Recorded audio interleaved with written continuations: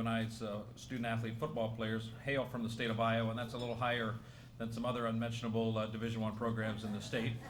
So we just wanted to point that out. It'll be on our helmets this season.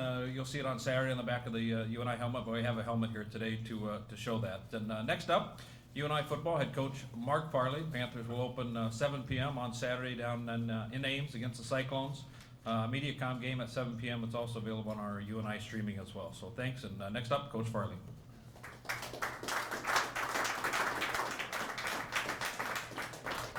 Okay, probably the best way to just is I'll let you guys ask the questions because I think you've read all about our football team and we haven't put it we haven't been on the field yet. So I'll just open up to you and kind of run with your questions. So go ahead.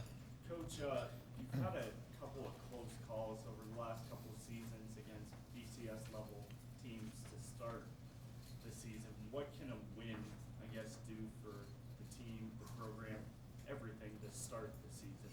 Well, I think anytime, yeah. Any win is a good win, but when you're playing, your opener creates momentum for your season. I think it sets a tone, at least for the early part of your season, and it answers a lot of questions maybe that you have going into that football game and what your team's going to be about. So, yeah, a win would be, of course, there's no question, it'd be a momentum boost going into a season where we have 6 home games and one of the ones that you got to go on the road on, you've accomplished, and it was a Division I win. So, no, we're looking forward to it. Anytime you're playing Iowa State, or an in-state team, I think it creates excitement, particularly for our players, being that we have 67 from the state of Iowa here. So, it is an important thing when you look at it through the eyes of the players, and actually through the eyes of the program. Being a big opponent, could it just add some really big confidence to the team the rest of the year, I guess? Yeah, I don't know if I'd go that far. I think it gives us you feel good on Sunday, but we'll come back on Monday and project the next team to be a strong team too. So it's still, I'm always cautious about that because there's been years that we've lost the first 2 games and then won out. There's been, it all depends. There's years that we've won the first game and then didn't do very well. So it's only a momentum kick for a while, and it's kind of an energy high because it is the first game. So a lot of things plays in the first game than just ability.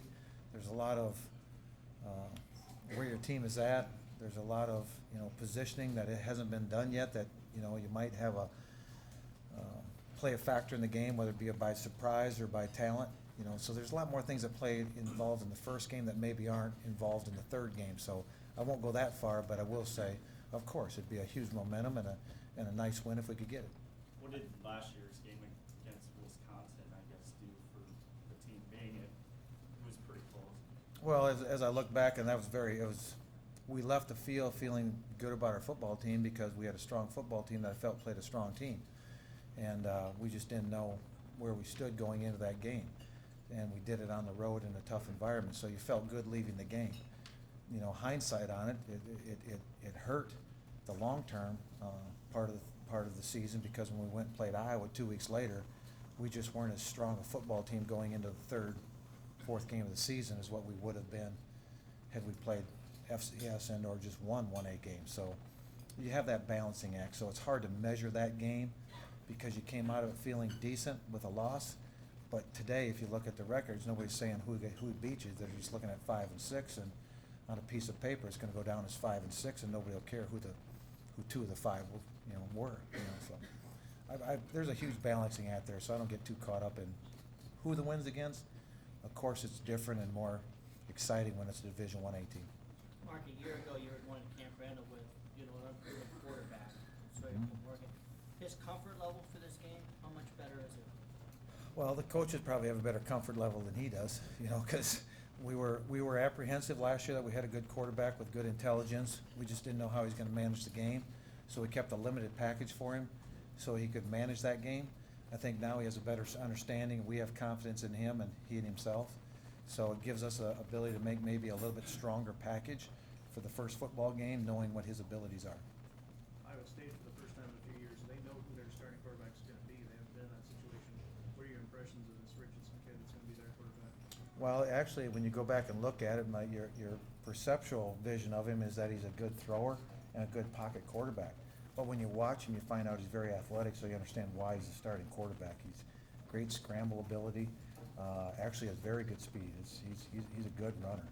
And when you start to watch him, of course, against his opponents that he plays against, you know there's speed on the field in the Big 12, and he tends to run away from a lot of that speed. So I understand why he became the starting quarterback now, because of his accuracy throwing and his escapability as a runner. So he's a strong quarterback. They've had some, obviously it's had some turnover on the defensive side. Through film or anything like that, has there been anything that you feel like you can exploit coming into the game?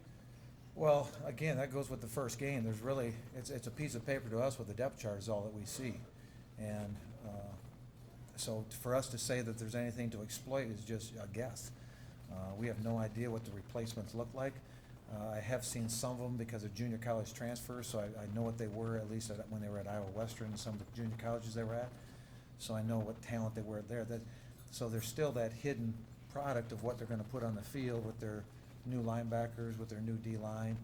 The two safeties are excellent. They're coming back, and the one corner is back. But, you know, I'm with you.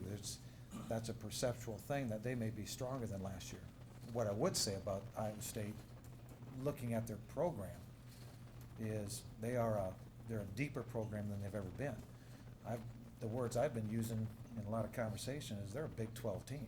I mean, they've always been a Big 12 team, but they got Big 12 players now, and they have depth of a Big 12. So I think that's what really made the difference of viewing them as an opponent, is their depth is much stronger and the talent they have on the field is much better than maybe what it was in years past. Coach, you're drawing a good portion of your football team from the state of Iowa. So from a recruiting standpoint and getting the best players from Iowa to come to UNI, how big is this game? I don't know that, you know, we've beaten these teams before, and it doesn't swing recruiting. I mean, when it comes down to BCS and FCS, many times the individual will choose BCS. And the Big 12 is one of the premier conferences. So I think that in the recruiting aspect of it, I think that, I don't know that makes a difference in recruiting against Iowa and Iowa State and, you know, Division 1A teams. There's no question it enhances your ability to recruit FCS. And that bubble player who might be a BCS player that has to decide whether to go BCS or come to FCS, that bubble player, I think it would swing his decision, which in turn makes your recruiting class much more talented if you can get a handful of those guys to choose Northern Iowa. So, but we'll always, you know what, Iowa State's going to take their players, Iowa's going to take theirs, and we're going to go after the rest. And hopefully by choosing those ones, ever since I've known UNI since '82, I don't know how many years that is, but we have always won with the core of our players from the state of Iowa, just because we find ways to develop them, play within our culture, which is hard work and accountability and four quarters and try to pull off the close games at the end, no matter who the opponent. So that's why Iowa, we try to build our program based off, you know, our ability to recruit and live in the state of Iowa. So we're going to build it to fit Iowa kids.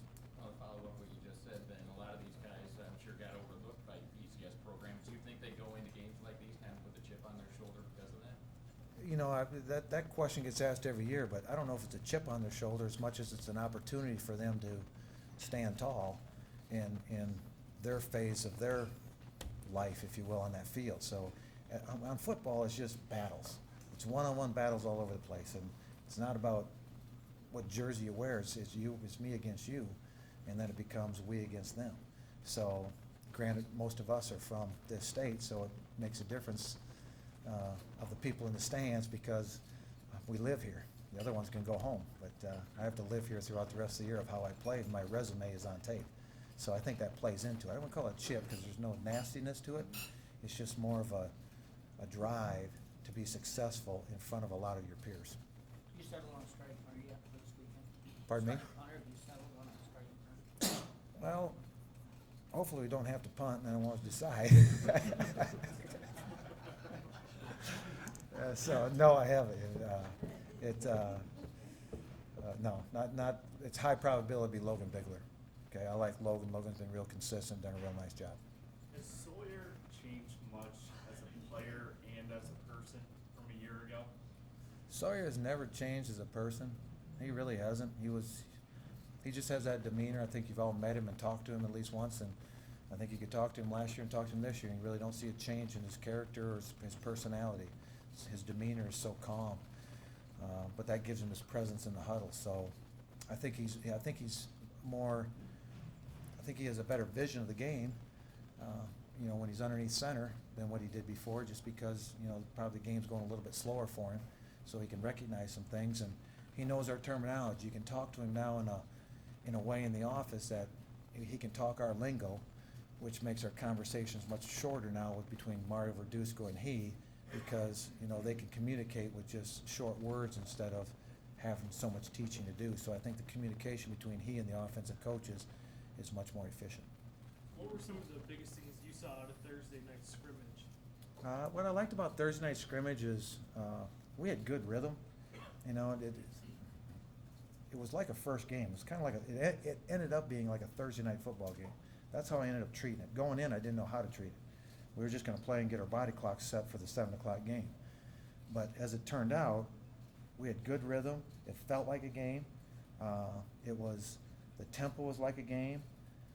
We went a series of no huddle and turned the sound down, so we had some type of sound, so we took the communication away from them. It didn't seem to affect them. They still stayed in rhythm with what they were doing, and they had no idea that it was going to come on at that time. So what I picked up from it is we were at a good point on Thursday to get ready for this game, but we still have to, I think this week is critical. We can't carry it into next Saturday, but I think that we could build off what happened Thursday night leading into this week's teaching, so we're ready for Saturday because, as you know, that place is loud. I think the last time we were down there, we had, 4 to 6 motion penalties, movement penalties, and some communication errors amongst the line just because of the noise in the first game. So hopefully we have that calmness about us, and we've already experienced the adversity of it, so we can perform better Saturday. With the master being able, did Green move up into his slot, and how important does Chad Owens now become? Well, I think going into the season, if you'd asked me, I would have said Vereen, Owens, and LeMaster. I think I said that in one of the deals, but there's no question Owens is a critical aspect because of the position he plays. That position is big to us. I think Kevin has always been there. He probably wasn't as recognizable because of his injury last year and out the entire season. We all knew LeMaster because he was visible and made some great plays for us. So to us, we lost LeMaster. The Vereen and the Owens series was always doing what it was supposed to do in the first place. The LeMaster did set us back. There's no question. He's a huge talent, great height, great speed. And so we did have to make some adjustments, not in the system, but in who's playing the position. And that's when we, Isaac Lentz stepped to the forefront, Logan Cunningham. Those two really started moving towards they were making nice plays Thursday night. And that kind of goes when I always learned this from this as a Coach Mudra. He always said treat a player as he would and could be, and he'll become what he would and could be. So if you what that means is if you put a player with the first team, sometimes he'll start playing like a first teamer. And I think that's what happened with Isaac Lentz and Logan Cunningham. Once they got an opportunity to be surrounded by the first team, they started performing like first teamers. So that was really nice to see on Thursday night, and hopefully we'll build off that for this coming Saturday. Any other surprises where some player, not necessarily a receiver, but some player maybe on the depth chart that may have moved up a little farther than you thought he could?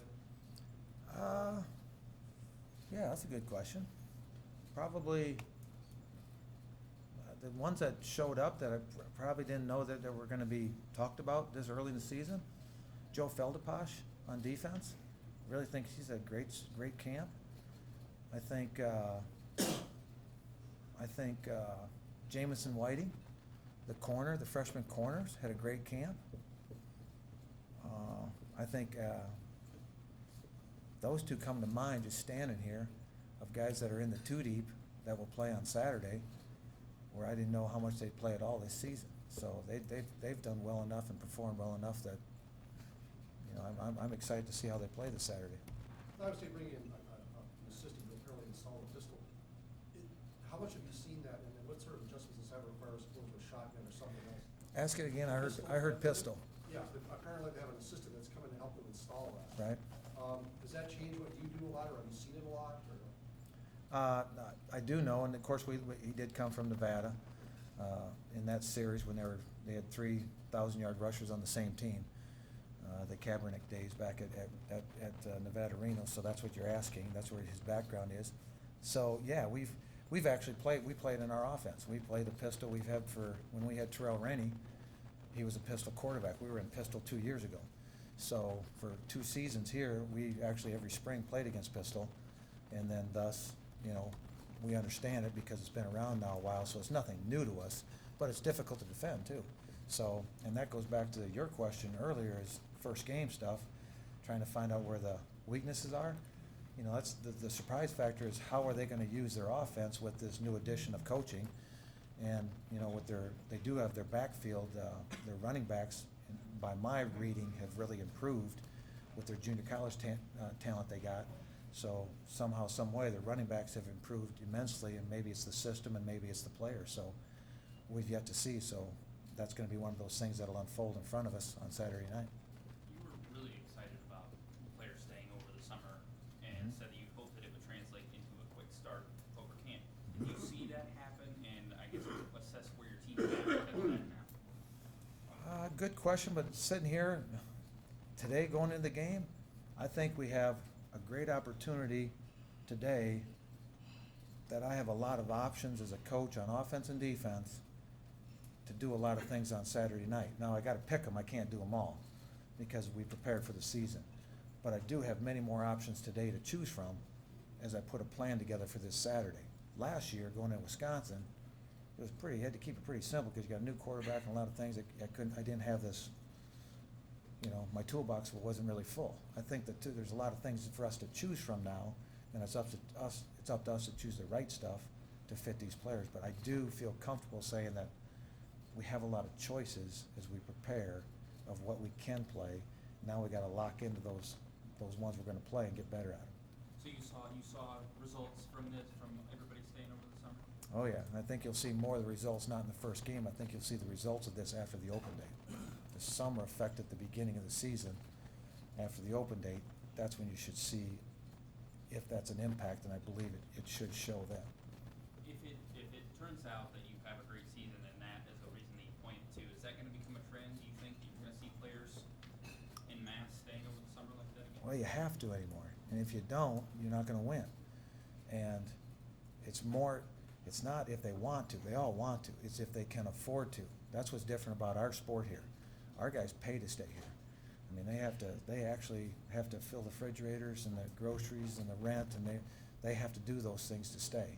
So that's where you get the investment by the player, which in turn is a good thing because they've invested in the program instead of here's a scholarship, stay the summer. I mean, that attitude versus, I got to fight my way through this summer till I can stay and live with the team. I think that's 2 totally different attitudes from the internal side. Anybody else? How's Black adjusting to the receiver? Justin is good. There's no question. He's still a quarterback, so don't get it wrong. That's why he's still got the red jersey on him. He's a quarterback. It's just that we feel that we have 3 quarterbacks now, okay, and Justin, and there's no sense not being on the field if you can find your way to a field in a different capacity. So we just felt that would be a good move for him to strengthen that position, particularly after LeMaster got hurt, to give us a little bit more depth in time. He can't walk in there and play receiver, but maybe over the course of time and after an open date of 2 weeks and 2 more weeks there, now he's more in rhythm of what a receiver can do. So I think that question will be answered more after the open date because it takes time for that adjustment of just learning the position so you can be, productive at it. Have you chosen a number 2 quarterback yet? No, what's it say in your sheet? Seriously, I probably wrote it. It probably says or, okay? And seriously, that's what it is. I think Steven Kaiser, he had a great night on Thursday night, okay? Did not have Breon play Thursday night because he had a fatigue injury, more wear and tear of running and doing some other stuff. So he had more of a fatigue thing, so we just kept him out of that one. And that gave Steven, who really came back after the first scrimmage was okay, the second scrimmage he really rebounded well and had a good night, threw some really nice balls and made some really good decisions. So Actually, Steven helped himself Thursday night with how he performed, being that Breon didn't get an opportunity to with the injury. They gave Steven, and Steven came through, so that probably clouded up the picture more than what it was before. How did you come about the plan to put the names on the back of the jerseys this year? I think that was probably more Troy Dannon. I think he was the one that decided to do that. I really don't get tied up too much in, I thought we were gonna wear the same uniforms till about a week before the season started. And then that kinda got going, so it was great that we do get that. But at the same time, that I think the names are important. By my understanding, really the rationale behind it was TV games. You get all these TV games now and trying to recognize or find those people on the field. I think that was big in it. It really didn't matter to me, names or no names. And then the logo on the back, I think that was Steve Schofield. He kind of came up with that and designed that on the back with that helmet with the logo in the middle. But I also think that, we've got a new president too, and the direction of the whole university, in my opinion, has got to go down the same tracks. And I just thought everything kind of fit together because our president is, given we are the Iowa University, we've got the majority of the Iowa students that come here, so it kind of fits what our team is, same percentages really, as well as it's a way to put out there, even on all these TV games, that, the Iowa, that we are 90% Iowa students, and our university really represents the state of Iowa by the students that we have. So I think that all ties together with the bigger message, which is the University of Northern Iowa is an awesome place. And, I just think it all ties together and keeps us in one voice. Anybody else? I never thought that practicing in a 100-degree index, whether it was really, I ought to ask this, very good for myself as a player. And when you have it, you possibly could have this all week and then maybe even 75, 80 degrees at night. How do you mentally, or how do you practice so you don't have a bunch of wet noodles out there on Saturday? I mean, it can. Yeah, you're right. Watch it practice every now and then, Seems to me they could be more detrimental. It's a great question. It's because it is a concern, because we've had an awesome spring or fall here. It's been nice. So this is the first day of heat, and it's going to be 95 all week to I heard 100 now when I on the radio driving in. So there's no question. Cramping, IVs, get an IV, you're out for 2 days. If we get a guy cramped up today and get an IV in him, then he won't be much tomorrow. If that happens on Wednesday, he'll be hopeless on Saturday. So all those things, even though they happen today, the back end result is how fresh you are on Saturday, coming off Tuesday, Wednesday, Thursday, or Monday, Wednesday IVs. So there's definitely some thought put into this of what to do in practice and how much to practice, because really nowadays, it's not that they're not in shape. I think we're all in pretty good shape, but if we walk to our cars, we're all probably sweating bullets today. So, you start putting pads on these guys and covering them up, and then go outside and run for 2.5, 3 hours, you can see that 350 pounds, 320 pounds is going to start to fatigue you. So we got to be conscious of it. I think we got to prepare for Saturday night. Fortunately, the way the weather looks, that's going to be a 92-degree day and sunny. So I think it'll be an awesome night, man, because it's going to be, it'll cool down a little bit, and full house and full moon and be cool. All right. So it's going to be great that way. But getting there will be a different deal, because we got to deal with Monday, Tuesday, Wednesday, Thursday, and we got to be conscious of it, and we got to practice in it, because you can't just walk out there and do it either. So we'll have to play that game and hopefully make the right decisions. Anybody else? All right, thank you.